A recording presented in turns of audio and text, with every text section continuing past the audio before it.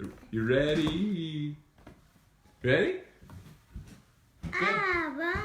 All right. All right. What's up, everybody? Good morning. Welcome to a Friday edition of Morning Scone, presented by Brock. Very good. Morning Scone, presented by Brock. That would be the Baton Rouge Orthopedic Clinic with 5 convenient locations.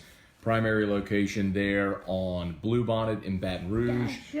This is Dad's Show. Very good, Drew. Dad's Show, Dad's Show, Dad's Show.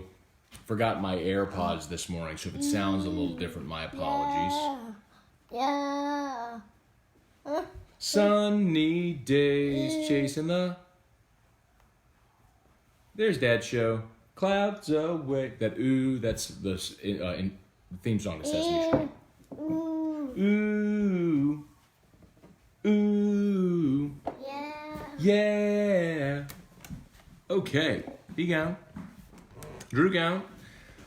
So, we got a hard out time today at 8 o'clock. Got to get Drew ready, got to get him to therapy, and I'm going to MC the groundbreaking for the new student center at Cali. So, a little bit of a busy morning. Just got off an interview with Sirius XM Big Ten Radio. Wanted to talk about this Sweet 16 matchup today. Sweet.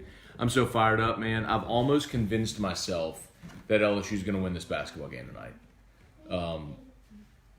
I can't believe Michigan State isn't going to play any zone. I just can't believe it. Like, that's LSU's Achilles heel, and I do believe that's how LSU season will end. If they run up against a great defensive team that is going to run, it's going to zone them and, you know, play some really good fundamental basketball. Yeah, I was watching Virginia last night thinking that team could beat LSU. Like, they would out-discipline LSU to death. You know, Florida is a reason Florida, even though they lacked size, gave LSU so many problems this year. But man, I like LSU's athleticism. I do. Here we go. Hey, Dustin Johnson, good morning. Dawn Jolibois, good morning. Corey Caille, Trivia Carter, Adam Penny, what's up? Corey, what's the deal with LSU baseball? Lost, man. What? 17 strikeouts last night. But you know what? I'll tell you this. Despite not getting a good performance from Hess, still rallied and had a chance in the ninth. Actually, you can't strike out 17 times and leave 8 on base. I mean, that's the most basic level. You want another aside from last night's game? Good morning. Good morning. Another side. Oh, baby. B. Mississippi State hit a home run last night that was a foul ball. And that's a problem. It didn't seem like it was going to matter at the time, but clearly it mattered. Guy yanked the ball about 50 feet foul, and the 70-year-old umpire in his bad eyes didn't see it, and so he just ruled a homer. They went to go review it. You have one camera behind the plate, so you can even see the ball on it. When 10,000 people all see that ball and sit on their hands instead of cheering, thinking it's a home run, that kind of tells you that they all knew the ball was foul. But the one dope on the field that mattered. And why do we have replay if you have one stupid camera angle? Like, I get it. You can't go invest 15 camera shots into an SEC baseball game. I get it. I mean, it's not the football national championship. I get it. But come on. Anyway. Hey, Mandy, good morning. Craig Schilling, Derek Thomas, good morning. Oh, I'm going to hit the share. Hopefully, y'all will do that as well. I'm going to go hopefully hit a little better pace today, just because, like as I mentioned, we're on a little compressed time frame, so make sure I get to all of your comments, questions. Drew will probably interrupt a little bit as well on cue. Hi. I like your jammies with the dinosaurs on them. Wee-oo. Wee-wee-wee. Wee-wee-wee. Hey, who are you going to see today? We are Gonna go see Miss Gayla.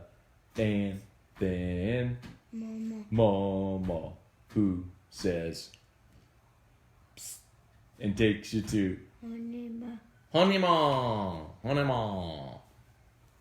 Yay. All right. Let's see. Hey, Dusty, good morning. Thank you, Bob Kubrick. Hey, Papa's watching. C-Mac, what's up, man? Derek Thomas, our bullpen almost gave it away. You were spot on with that prediction. Mississippi State guy. Yeah, that's right. I forgot you were a Mississippi State guy, Derek. So we talked about it yesterday on AFR. Ethan Small, the last two outings, he'd gone exactly 6 innings, 1 run against Florida, 2 runs against Auburn, 99 pitches, they pulled him. And last night, he had gotten through 5, he was in the 6th, the first 2 guys reached, he was at 89 pitches, 1 run allowed, or 2 runs allowed. They pulled him, and LSU rallied. I mean, that told you they didn't get runs against that bullpen. If there's one silver lining for tonight, it's that Vetmeyer saved all of LSU's bullpen, and State used their 2 best arms out of the pen last night. So I don't think they'd bring him back tonight. Maybe could, I guess. We are gonna go see Miss Gayla, and then Mama, who says and takes you to Hariba. So yesterday in AFR, my thought was find a way to split the first 2. Yeah, you almost improbably rallied yesterday, but find a way to win one of the first 2, split the first 2, and I think LSU has an advantage on Sunday. You certainly have a starter on Sunday. They're TBA. The kid LSU's going to face tonight, JT Ginn, really good pitcher. He was a first-round draft pick who passed on 7 figures to show up on campus. He is for State what LSU expects Landon Marceau to be. So, got to face another good pitcher tonight, man. 17 strikeouts. You got to put the ball in play, man. Dale Broussard, good morning. Craig, family photo, Scone, shave, #shave. This is emceeing the groundbreaking at Calic High this morning, Scone. Damian Bowe, good morning. Willie Giant? You want Willie Giant? I don't know where Willie Giant is. It's at Mimi's house. You can watch Willie Giant at Mimi's house. Okay? You are going to see Miss Gayla this morning. Yep. Miss Gayla is Drew's physical therapist. He goes every other Friday now. Kevin Harrell, good morning. Justin Reyes, I know you keep saying be patient, but when should we panic about baseball? Should Maneri be held accountable for not hiring a real hitting coach? You can hold whoever accountable for whatever you want. That's fine. It's not fun to go through the rocky parts whenever it's happening. But, Justin, the thing I'll keep stressing to you, you still have 23 games remaining, and I don't know how many times I've said it, these 2 weekends are the toughest. This was the toughest back-to-back weekends on the entire schedule. Back-to-back road series against top 10 teams with dominant pitching. Like that, this is the toughest part of your schedule. It's not even close. So let's see what happens tonight. Like, that's the thing about baseball. Like, you cannot react in baseball to one game like it's a football game. You can't do it. It is a long season. You've got to let it play out. And it's not urgent until it is. And it's not. You're 7 games into a 30-game conference schedule. So if you get swept this weekend and then next weekend lose a home series to Florida, now you're behind the 8 ball. Now you got to make some serious hay, like just to get in the tournament. So if they get swept this weekend and lose the home series next weekend, now you got some urgency. Because you go to Missouri, and that's a sweepable series that you got to sweep. You know what I mean? But what if they win today, and then they take the rubber match tomorrow? Or they lose today, and they take the rubber match, and then come home and take 2 out of 3 from Florida? You're still above 500 in the conference. You're still, and then you go sweep Missouri. Well, now you're back on pace for 20-10. You know what I mean? Mama.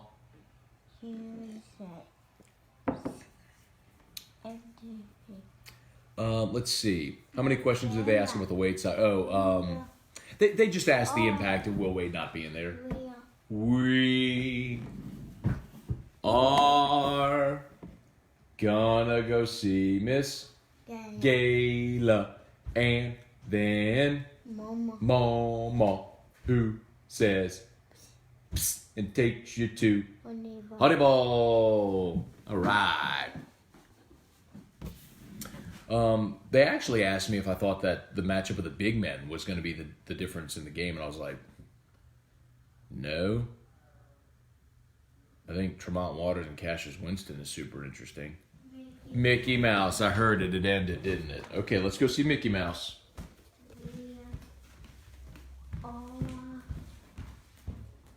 Let's see. All right.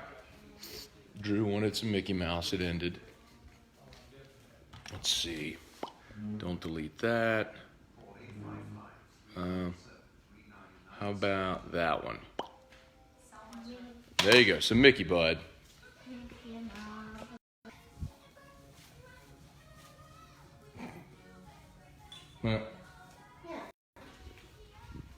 Whoop. Whoop. Craig Satwell, the one thing I've come to realize about baseball, it's futile trying to explain this game to knee-jerk reactive fans. That's true. But that is the cross I bear. And it is, seriously, and I know I've said this before, and it comes, I know how it comes across, but it's true. Like LSU has great baseball support, and, you know, and fans have gone to games for a long time, but LSU baseball fans have the reputation of being these like really intelligent baseball fans because they applaud when other teams make a good play. I think Twitter and social media has exposed LSU baseball fans a lot because I think it's largely people that like the program because they've won. They support LSU in a winning program. It's not necessarily that they love baseball. And here's what I'll tell you. If on Thursday night, Vanderbilt and Florida are playing an SEC football game on the SEC network, are you watching? I think the answer around here unanimously is yes. People are going to be watching that. If on a Thursday night, Vanderbilt and Florida are playing on the SEC network in baseball, how many of those same people are watching? It's not that people love baseball. It's that they love LSU's baseball team because they win. And so you run into this a lot where I've tried to draw this parallel to 2 years ago when you had a very similar team. You had Lang and Poche and Walker in your rotation. You had Hess at the back of your bullpen, who emerged late. But you had other veteran guys like Hunter Newman. Kramer and Cole were a dynamic infield double play duo in the middle of your infield. Dykeman was a big power hitting first baseman. Watson emerged late. You had a really, really good veteran team that was super talented that scuffled early. They swept Georgia to start SEC play. They went to Florida and lost 2 or 3 and looked awful against some great arms. They came home against A&M, and it looked like they were going to win the series on Sunday. They had it won, and then Caleb Gilbert blew a save, and so now they've lost another series. And people were up in arms, man. And it's similar to how it is now. And it's like, you just got to be patient, let it play out. It's like in basketball, the other team's going to make their run. You just got to withstand it and be able to overcome it. It's kind of what's happening right now. Like, they're not hitting the baseball. And the thing is, like, I'm not telling you that all is fine. The bottom third of LSU's order is terrible right now. Like, nobody is producing. It was nice to see Brant Broussard get a knock last night. I need to find out what happened with Hughes. Hal Hughes got yanked yesterday. And they put in Chris Reed. And it didn't sound like, Maneri on the TV broadcast didn't sound like he was just putting a bat in. He's like, it's a coach's decision. And then, anyway.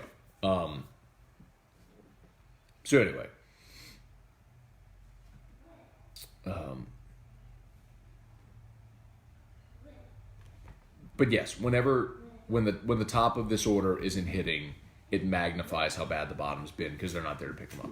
Everett email Ronnie Duke, when the top of the order's hitting, it doesn't matter if the bottom's doing nothing because you've got that murderer's row that's going to score. What?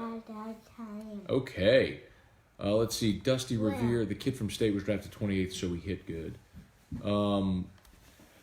The kid who pitches tonight is the one who was drafted 28th. Ethan Small wasn't. Ethan Small pitched last night. He's a junior. The kid today, the freshman, JT Ginn, who's pitching, he was drafted 28th. Travis McGraw, Jamie Fitch, Rusty Richard, good morning. Hey, Craig Savoy, what's up, Darren Aguilar? Good morning, Matt and Drew. Not defending the loss of the strikeouts at all, but the umpire was incredibly inconsistent. Throw the same pitch in the outside batter's box 10 times, coin flip, what he calls. He did have a wide zone, but you have to adjust. Like, I just don't think that's an excuse. Like, you've got to adjust to that. You know, Watson striking out in the ninth he looked completely lost. Then Cabrera stared at strike 3 on the inside corner. Same thing with Josh Smith ending the 8th with a runner on second base hit, and you're tied. And he was expecting outside, and your boy pinched him in, and it was a beautiful pitch. It was a no-doubter. So, anyway. Hey, Cheryl, good morning. Josh Long, what's up? Reed Dixon. 9 more minutes, y'all. I think it's time to panic for baseball. They need a hitting coach back. It's only time to panic for baseball when it's time to panic. 7 games into a conference schedule after the first game of the weekend is not time to panic, okay? If they go out tonight and win, then they're playing Saturday for a chance to win the rubber match.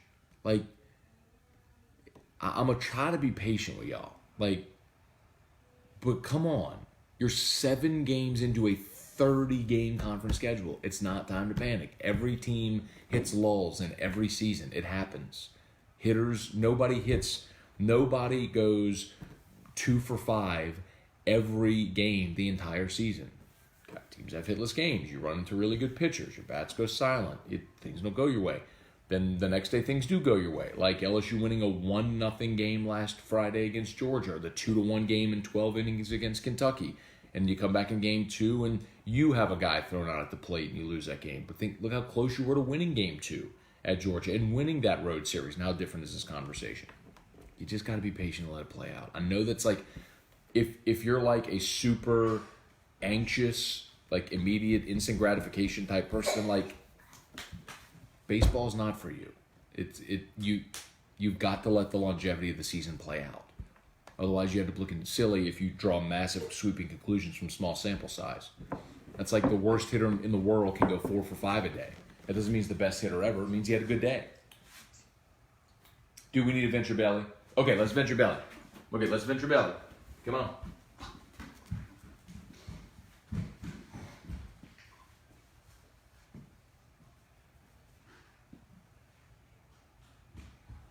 Let's vent that belly. Vent that belly. Vent that. Whoop, bless you.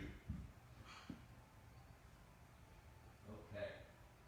We got 5 more minutes of that show, and then we're going to get dressed and go see the Scala.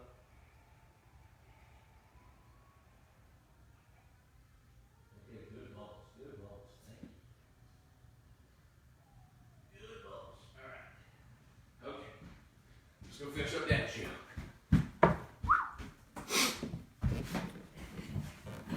All right, y'all.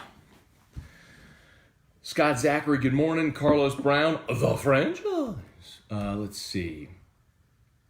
Dusty, I get tired of the parades of the baseball scene. You got to admit, man, they did an awesome job with it. They really did. I mean, it's beautiful. It's great for college baseball. C-Mac, Vetmeier's the only positive from last night. Rallies are fine, but you don't waste your chances through the first 7 innings. You don't have to rally. That's very true. There's no excusing it. They left 8 men on base. They struck out 17 times. It was a miserable hitting performance, and they still had a chance to win the game. I'm with you on that. I still think they got hosed on the home run call. That was a foul ball, which who knows how different the game is in that instance. You know, Hess, the first 4 runs that State scored all came with 2 outs. It looked like Hess was going to get out of it. You know, Mangum hits the leadoff double. He gets the next 2, and then he plunks a guy. So you have first and second, then he gives up the homer. It's like, I mean, game within the game sort of stuff, but play another one today. See if Cole Henry can go give you 7 and a third again, and if your offense can get off a little bit against JT Ginn, maybe you win a 6-4 ball game tonight. Now, let's see, because you can still the best news about today, and you're right about Vetmeier. Vetmeier was great last night. Then the best thing about Vetmeier doing what he did last night saved your bullpen. So tonight you can go Henry, Fontenot, Beck, Peterson. I would assume Hilliard pitch Wednesday. He pitched Tuesday. So Wednesday, Thursday off. Like, Hilliard could give you an inning. Like, you can go pretty much all hands on deck to try to win this game today. So I like the options. Whereas State burned they didn't burn them for the weekend, but I doubt they're going to bring back they used their best two arms out of the bullpen last night. So, Gordon, I can't imagine Gordon's coming back again tonight. So, we'll see. Irfan, good morning. Jake Nola. I hate to say it, but how sick was Mississippi State Stadium? It was awesome, man. Tyler Hales, what year was it when LSU started lethargic and just turned it on, won 20 games in a row? That was, no, you're talking about 2008. That was Maneri's second season, and they won 23 in a row. They were bad. I think they were 6-6-1 in the league, maybe. That would make sense because that'd be. I think maybe they had one game rain out. Maybe 6-7-1. Anyway, they were right, and then they won 23 in a row. That was 2008, Maneri's second year. They went to Omaha and lost, and then went back in 2009 and won. Let's see. 2012 was Gosman's year when they lost to Stony Brook. Hi. Miguel. We are going to go see Miss Gala. We have 4 more minutes of Dad Show. Vetmeyer, Reed, C.J. Willis for some of the bright spots. That's a great point about Willis. C.J. Willis last night, pinch hitting, hit an opposite field double in the gap, and it was with 2 strikes, and it was an effortless swing, man. He's a really good-looking athlete, man. He can handle the bat. He obviously has some power, good feet. I mean, I don't know where he fits on this team, but if he gives you another bat that you can trust, I mean, why not? Like, when you strike out 17 times as a team and nobody, like, guys aren't even putting the ball in play, and that guy runs out there and gives you a competitive AB with 2 strikes and pokes a double at the opposite field gap that gets your rally going, let him DH. I'm good. Run him out there, Why not? Like, could it be any worse? You struck out 17 times last night. Anyway, Mark Miller, Darren Pellegrin, what's up, Mike? Josh Petrie, good morning. Tyler, okay, much earlier than I thought. Was that Maneri's second year? Oh, wait, yeah, it was Maneri's second year. Scooter, what's up? Craig Dugard, midweek games don't matter. They don't. Clayton Wolf, Ryan Olivier, good morning. Charlie Cavell, good morning. Hey, Mark, good morning. Casey Landrum. Did almost the same thing 2 years ago. It's kind of the point I've been making. It's like this team in 17, there's so many similarities. You had the veterans come back. You supplement it with good freshmen. Preseason, all the expectations. I think they were preseason number 2 in the country that year. And they lost 7 midweek games that year. They lost twice to UNO, twice to Tulane. They lost to McNeese. They lost to South Alabama. It happens.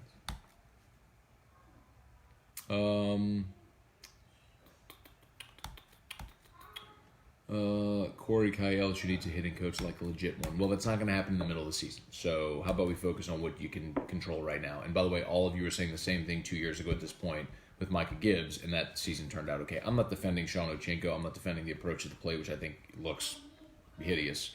But sometimes throughout a season, these things tend to rectify, and that's not something that's going to be fixed now.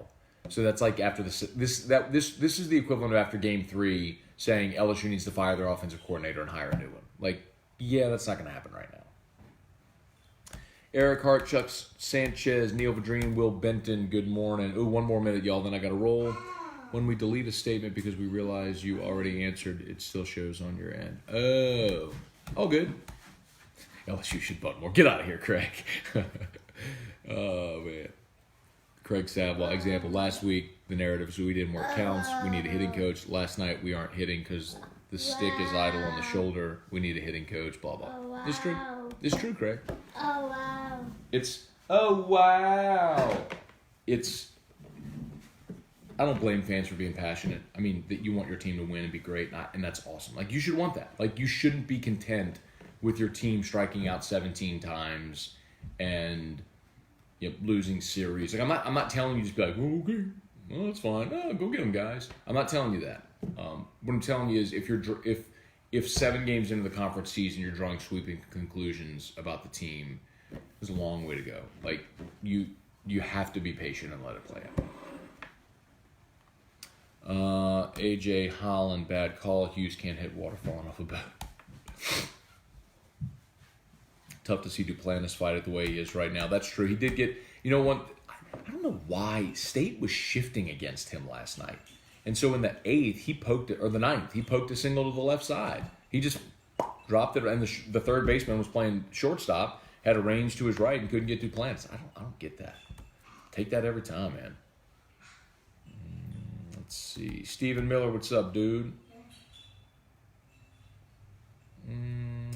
Chris, team is 1-6 against top 25.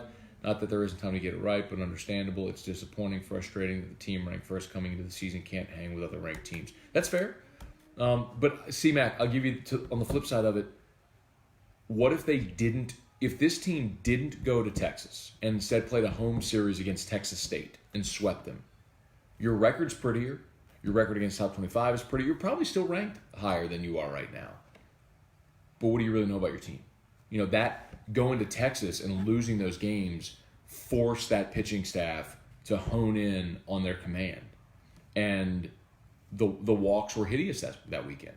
And the pitching staff has been much better. It's like early in the season they were hitting, weren't pitching. Now they're pitching, not hitting.